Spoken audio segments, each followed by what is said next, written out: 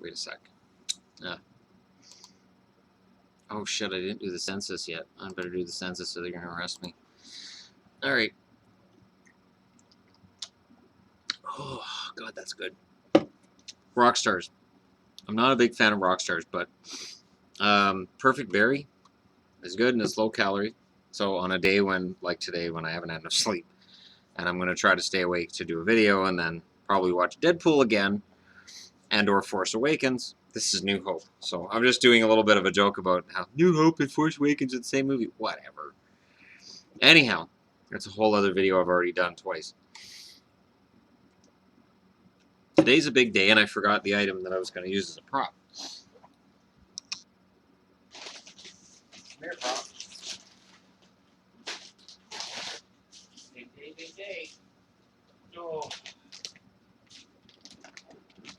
Now, there are certain days of the year that I look forward to, and Magazine Day is still one of them. What's that? Everything's available online? I don't care. So, the draft preview's out. And there's Austin Matthews in a Maple Leafs jersey, photoshopped in. I don't think it would matter who would won the draft lottery. I think you'd still have Matthews up there photoshopped into whatever jersey, but... And then Jets' big decision, Lane or Puljujarvi. Puljujarvi. Lane. Puljujarvi. Lane. No, it'll probably be Lane, from what I've been hearing and reading. I thought the Blue Jackets were number 2. I haven't even looked at this yet. We're going to need a bigger boat, left to right. Oh, these are all...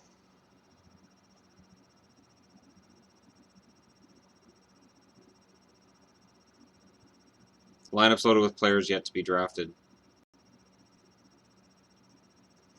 What happened with Sean Day?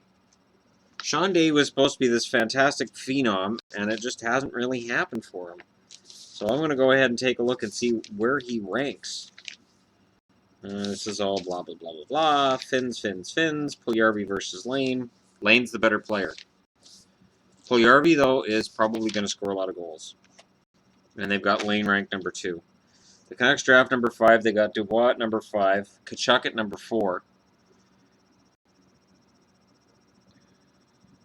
Tkachuk at number 4. See, I can't see Tkachuk slipping down. I just can't see it.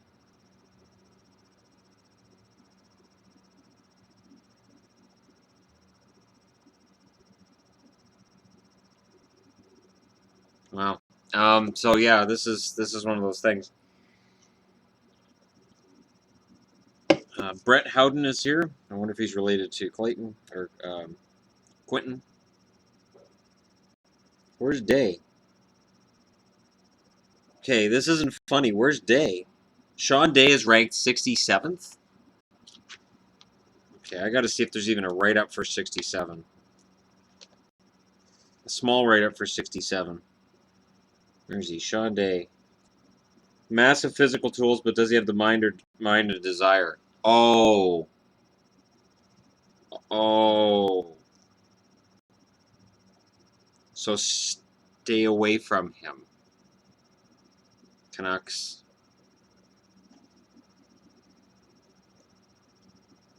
Because you see these guys that drop in the ratings. And before the draft, if there's question of a guy's heart and desire before they're drafted, don't draft them.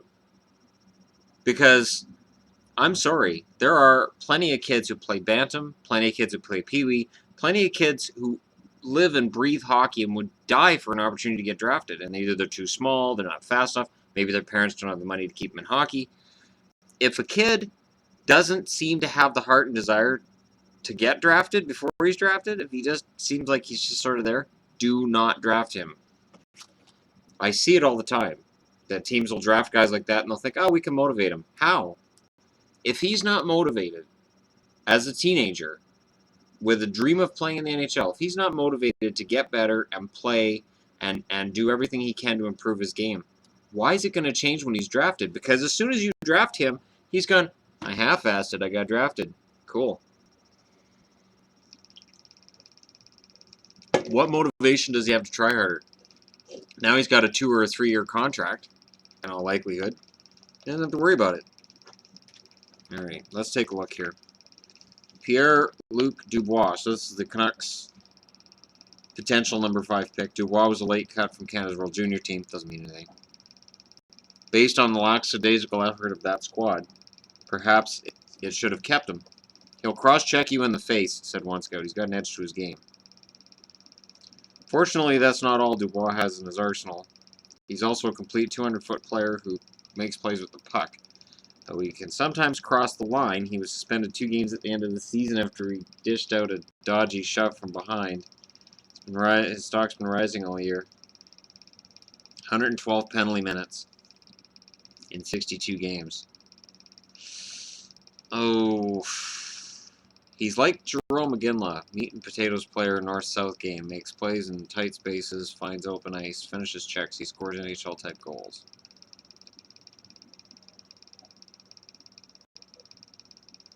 That's tough. See, yeah, Iginla is tough. He's not dirty. And you know, he played in Calgary for years. If anybody's going to know whether or not Iggy's dirty, it would be a Canucks fan who hated when the Canucks would wake him up. Iginla was a player who, in his prime, had games where he just floated. And then he'd get hit. And it's like, it wouldn't matter which Canuck hit him, I'd get angry. I'd be like, oh goody, now you've got Iginla mad. And then the next thing you know, he'd have 3 points. If Dubois plays like that, fine, but the suspensions, the penalty minutes, he only had 45 points last year, and he had 99 this year, so he's developed fast, and he's moved up, but it's tricky with players. I'd rather they go with Uelevi. Uelevi's ranked 6th. I'd rather the Canucks went with Uelevi. And then they've got Sergachev at 8. But he only had 57 points in 67 games. And you don't just look at point totals, but it matters. He's 6'2", though. That's a big kid. Dubois 6'3", 201 pounds. So projectionably, he's already NHL sized. Apparently, he's not NHL intelligent yet. Uelevi's 6'2", 183. It'd be really hard if the Canucks are in number 5 not to grab Uelevi.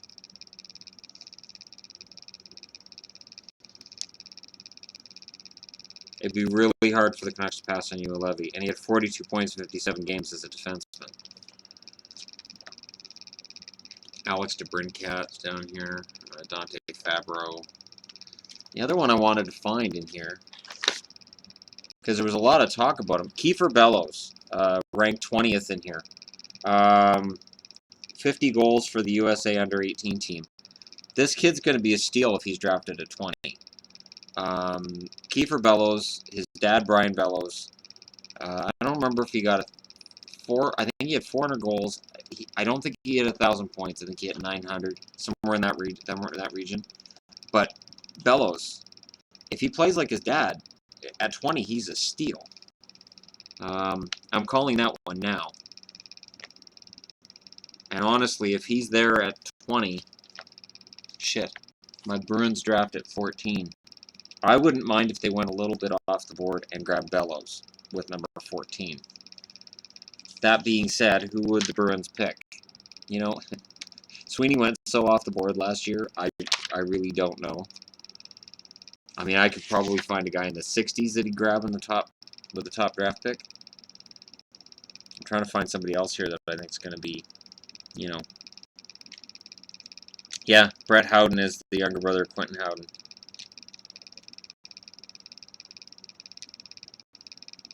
Good skater, hard worker, average skill set. So the same as Quentin Howden, who's not quite hit the NHL level. Cliff, is that now PU? Is that Pew or Poo? We'll just say Pew. It doesn't matter. It's awesome. I hope he ends up on one of my teams. So every time he shoots, I go pew, pew, pew. I'm such a 3-year-old. He's a center. He's 6'1", 187 pounds. Only 12 goals and 31 points. NHL projection scoring center. I don't think so. Again, you can't just look at scoring stats in juniors, but man, when a guy only has 12 goals, Carter Hart in the second round. All right, so second round pick, Canucks would be 35th. Do we even have a second rounder? I'll pretend that they do. That'd be unusual if they did. Man, it's a tough call. Now there's a defenseman, Lucas Johansson, or Johansson, I guess. Yeah, he's in Port Moody, so he's from Port Moody, so it's Johansson. He's a defenseman out of Kelowna. Now, Kelowna Rockets defensemen have a history of becoming pretty good defensemen in the NHL. He's 6'1", 176 pounds, so he's got to put on about 25 pounds before he's going to be NHL ready. 1997 birthday, so he's older. Yeah, stop it if you heard us before. Kelowna's developing a young defenseman with a lot of potential. Crazy, right? Yeah. Oh, he's Ryan Johansson's younger brother. Okay, yeah, grab him. 49 points in 69 games. Projection is two-way defender. If the Canucks can get Ulevy in the first round, and if they can grab this Johansson kid in the second round, their blue line all of a sudden has two decent prospects on it. That being said, Benning would probably grab a forward in the second round. And I'm looking at you, Sam Steele. He's 5'11", 176. He's rated 40th, but he had basically a point a game, playmaking center. So if he becomes a playmaking center, you never know. It's tough, though. Jonathan Dahlin, is he... His father, Ulf Dahlin's kid, is in this draft. Dallas should draft Ulf Dahlin's kid. Loved Ulf Dahlin. Ulf Dahlin was one of those guys that didn't score a lot of goals, but man, he was a key guy, and he worked every night, busted his ass. NHL projection, scoring winger, probably not. Yeah, Ulf Dahlin played 966 games and scored 20 or more goals 8 times in the NHL. Scouts think his son might be able to do the same. He's a solid player, not a lot of flash, but competitive. Hells yeah. And that's the thing. The first round, you've got guys like Matthews and all that, and I would love to have seen Matthews in the Canucks jersey. It's not going to happen. But this is when your scouts make their money. And this is when I love the draft, because I'm looking through here. I'm going, okay, I want Dahlin, I want Johansson, and I want Ulevy. So if I'm the Canucks right now, if I'm Ron DeLorme, why is he still a scout for the Canucks? But if I'm a Canucks scout, I'm sitting down at that table and going, I'll get Ulevy in the first round, and in the second round, if we have a pick, I want Johansson or Dahlin. We'll see who's there. Whoever's there, we grab them. And if we can trade up and get Dahlin, then we trade up and get Dahlin after we draft Johansson. It is tough. Oh, there's Tyler Benson. Scouting Services had him at 57. He's ranked as 50th. Holy shit, he only had 28 points in 30 games?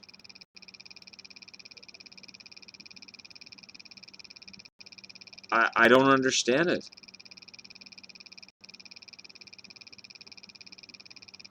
And then a scout here says he just isn't a good skater. He can't get in on the forecheck. He can't separate himself when he has the puck. Heavy body, though, and he can shoot the puck pretty well. Do you know who they said that about? Cody Hodgson. So don't draft him, Vancouver. Oh, God. Don't. Ever since Lucic, people have said, oh, they should draft somebody from Vancouver. Look, we had this kid, Lucic, and look what he became. Agreed. Don't draft Tyler Benson.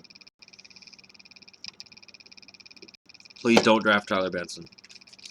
Let somebody else, if he's got back problems and he's not a very good skater, don't draft Tyler Benson. Otto Makinen. Oh, man. He's got tons of hair. Grab him. He's got tons of hair, just for that alone. Now let's see if Ronning's in here. Nope. Cliff Ronning's kid, Ty. I'm hoping the Canucks pick him up late. Let's see if I see anybody else in here.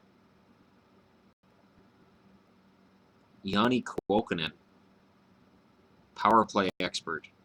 Goal scorer with quick release. He's a center. Yeah. Third round, I wouldn't mind seeing that. Max Zimmer.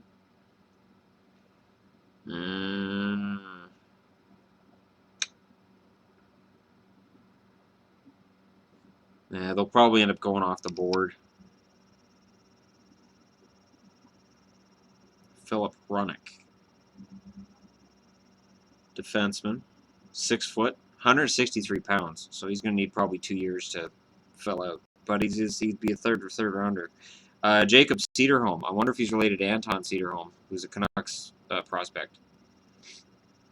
Defenseman as well. So, I don't know, maybe. Noah Gregor.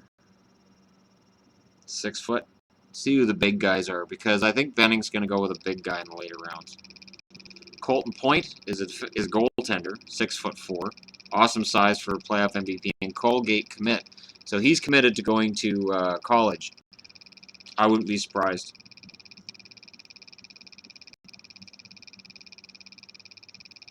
Tyler Parsons is a goalie who's in London, so he's on a winning team. That's important. It's so tough. I mean, I will go over this book. I will read this book probably every day from now until the draft. This is what I do. This is why I end up single. And I will go over every prospect. So when Jared McCann dropped to the Canucks a couple years ago, I celebrated. The Canucks drafted McCann. I celebrated. I was like, this is exactly what we need. He's a two-way center. He's going to be able to score or play a bottom six role. He's perfect for third line. Bo Horvat can play second line, and we put him on third, and we're set. So while everybody else that I knew was like, I don't know who this McCann kid is, everybody knew who Virtanen was. I was like, oh, McCann is the one that you're going to be surprised about. McCann's the one that's going to make the Kessler trade look like a steal. And I still believe that. So if the Canucks this year have Ulevy, and if they can, and I don't even mind them passing on Dubois to grab Ulevy. And I had been big on, grab Dubois until I read that. Cheap shots? We don't need that. The Canucks already had Burroughs and Kessler, and they had a bad reputation, and guys like Hordichuk, who passed on that torch to guys like Sestito and Rafi Torres. There have been a lot of cheap shotters in Vancouver jerseys. We don't need a new one. We really don't. Same with Boston. Boston has had a lot of guys who play cheap hockey, and I admit that. I'm not one of those fans that says, that was a good hockey play, when it wasn't. I will admit if it was a cheap shot. If it hits late and it's a cheap shot and it's a hit to the head, I don't care if I'm cheering for I don't care if it's a Montreal guy that they take out. Like if Brendan Gallagher gets taken out and it's a dirty hit, I'm not impressed. Now, if it's a stanchion that just happens to be there because it's bad design, and Chara decides to guide his face into it, and it's a legal hit, I have a problem with that. I'm going to be honest, that was the most amazing hit ever. That was just, when Chara wrote him, it was like, and I was watching that game, and I was like, yeah! Like, when a hit is legal, and it's clean, and that stanchion was legal, and it wasn't an intentional, I'm going to ram his face into the stanchion, it was just happy accident. I don't mind. I don't mind at all. It's fine. But when it's a dirty late hit, and I think of it in the final, Aaron Rome hitting Nathan Horton, and it was a dirty hit. So I heard Canucks fans everywhere, that wasn't a dirty hit. And then I went to the Boston website and the Boston forums, and they're like, that's a dirty hit, that should be suspended. And it's like, fans can't take off their Homer glasses. And I can.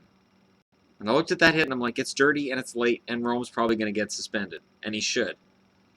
And Horton was out, which turned out to be good for Boston, because then they put Thornton in, and Thornton was the shit disturber that really screwed up the Canucks game.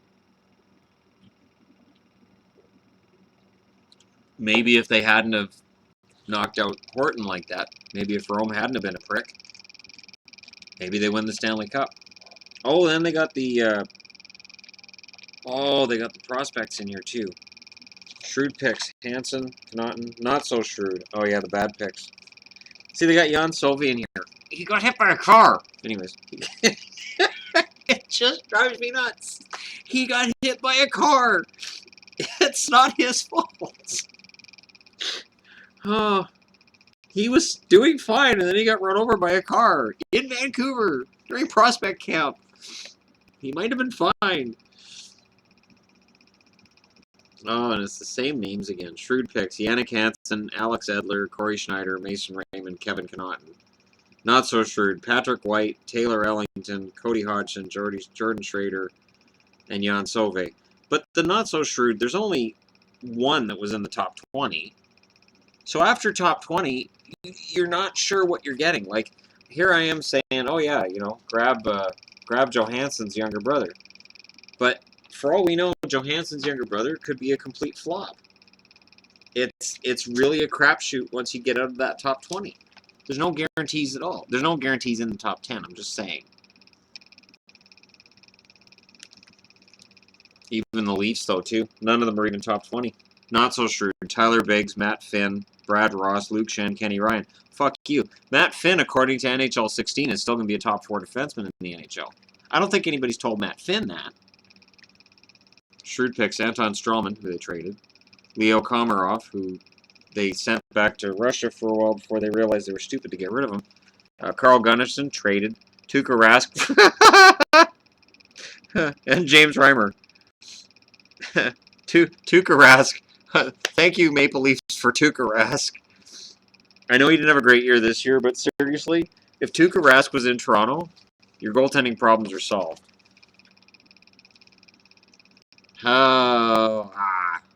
In the system, Nikita Triamkin and Andre Padan got good taste of NHL action on the blue line.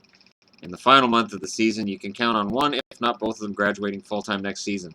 If both of them graduate next season, the Vancouver Canucks could finish last in the NHL.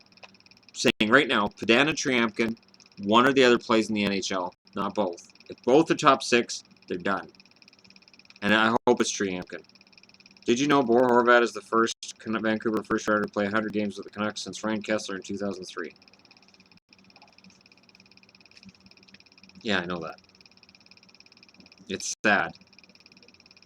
As the Canucks transition to a younger roster, cap issues are far fewer than they were in contending years. Radim Forbata comes off the books, and Ryan Miller, Burrows, and Higgins next up. $18 million is going to be opened up. Question is, does Vancouver replace them with proven talent, or does it turn to a younger, cheaper model? Both. Benning is going to sign free agents and incorporate youth into the lineup. He's going to do both. It just means that instead of grabbing the key free agents, the big name free agents, he'll grab the lesser knowns, the third liners. Maybe Brad Richardson can come back. Long-term needs. Alexander Edler and Dan Hamhuis are minute munchers on the blue line, but they're both in their 30s, and Edler's useless, and neither is a difference maker on the power play anymore. Edler never really was. The Canucks have decent D prospects coming through the system, but just who will be the next power play quarterback is in question, unless Jordan Subban. Does nobody understand Jordan Subban?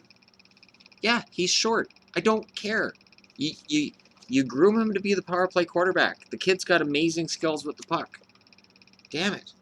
I swear, if the Canucks give him away, if he goes to, say, Montreal to play with his brother, and he becomes a power play point player, like he plays, 15 minutes a game, maybe 12 minutes a game, but he plays power play situations, and he plays in key situations, and he scores all kinds of points, I'm going to be mad.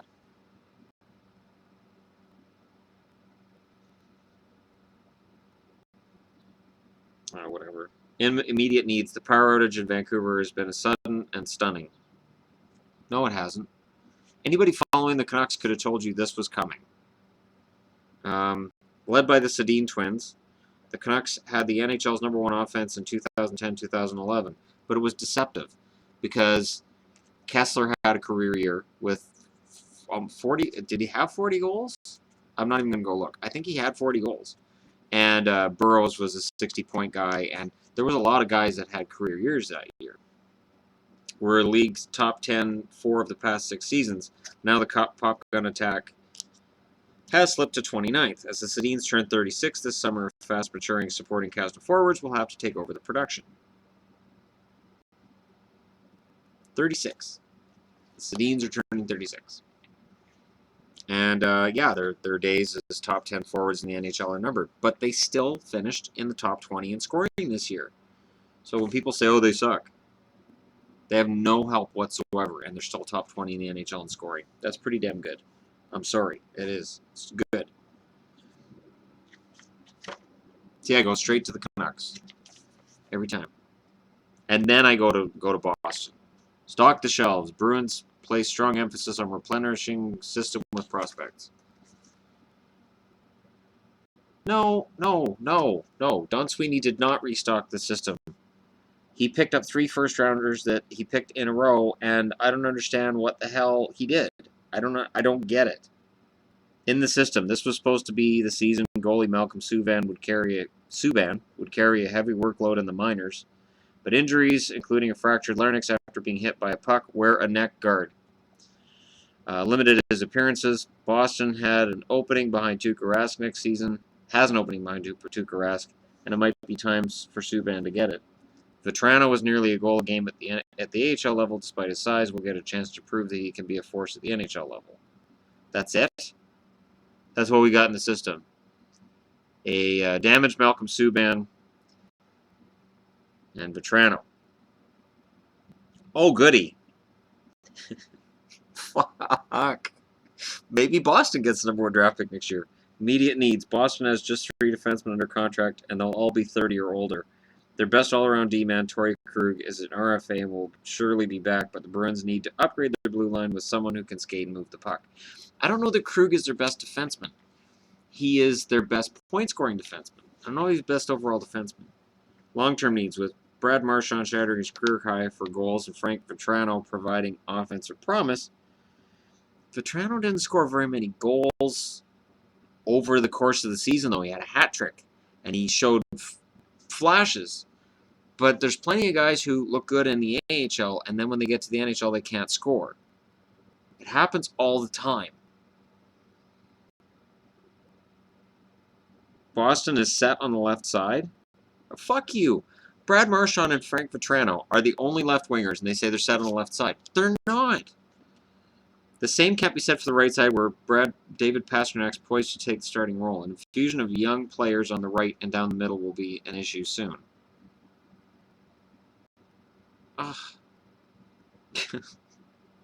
Don Sweeney's done a good job of clearing the decks when it comes to cap commitments. Bruins have almost $48 million devoted to 13 players, which leaves about 10 openings for players in the system or acquired from elsewhere. Maybe they're in the hunt for Stamkos. That's not bad. $48 million in cap for 13 players. That's not bad at all. That's really not bad. I'm really surprised actually that we're in that good a shape. See, I've got my Eastern team and my Western team, Boston and Vancouver. It's not my fault they don't get along. Yeah, I guess we'll see.